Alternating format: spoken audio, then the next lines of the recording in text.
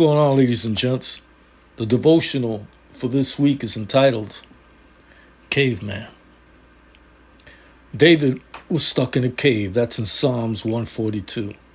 He was running from King Saul, who wanted to kill him. That's in 1 Samuel 22. Hemmed in by circumstances and smothered by danger, he turned to God for help.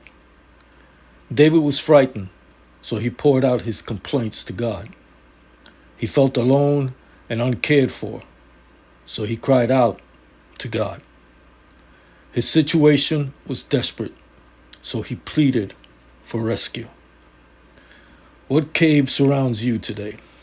A cave of despair brought on by grief or illness? A cave of difficulties caused by poor decisions? Are you stuck in a cave of questions or doubts that rob you of joy and confidence?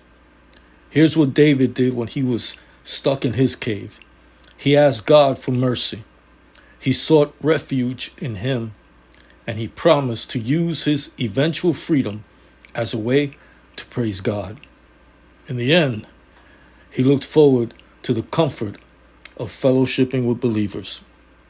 Complaints followed by faith. Desperation followed by praise. And loneliness followed by fellowship. We can learn a lot from a caveman. Here's a poem I wrote some time back called The Reality of Hope. He sees all my carnage as I feel the pain in my frame. He sees all my decisions that have brought me no fame. He sees all the images that come from my brain. He sees all my struggles, each one frame by frame. He sees my disappointments and how it's hard to maintain a life moving forward when all I do yields no gain. You ever been in battle, down to your last clip? Your rations are depleting and your resources are weak. No word from headquarters for it seems like weeks.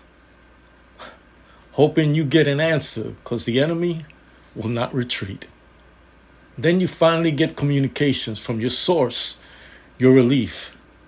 Hang on in there and don't give an inch. Hotel Oscar Papa Echo. That is our relief. Those words, those letters, they're not sounding sweet. And there's no estimated time of arrival before the line goes weak. But those are your orders, and there's no reprieve. It's not really complicated. You don't need a degree. So make camp for the night and stay on your knees. The battle's not over. You must fight to be free. It's like a soldier in exile, alone and weak. Close your eyes if you want to, but you won't get any sleep. Your spirit's on alert, but your flesh is weak. I know situations sometimes make us believe the stress and the pressures, it's like a disease. It just keeps spreading like there's no relief. But we only see to the corner, just to the end of the street. From here to that corner, that's where Satan, that's where he fires his deceit. You know God's not listening. He's left you in pain. Left you in darkness, so let your tears fall like rain. Dark, stressed and lonely. Just crawl up and die. That's the solution. No more time to cry. You know it's a game where you're always the loser.